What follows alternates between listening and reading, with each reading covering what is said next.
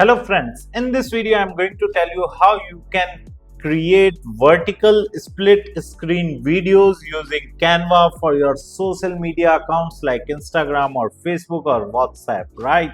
So first of all, we are going to click on create button in the left side toolbar, and here you can simply select the mobile video. Okay, it's of 9:16 aspect size, the portrait size, which you can use to upload your videos on your social handles. Right here in the elements, we are just going to search for frame. Okay, and we are going to click on see all frames, and here you will find lots of frames, right? Whatever the frame you want, you can simply select them and you can simply add those frames, right? Like you can do this, or if you don't want this kind of frame, then you can create your own frame as well, right? For example, I just want to create my own frame. So what I will do is I will adjust it as per my requirement.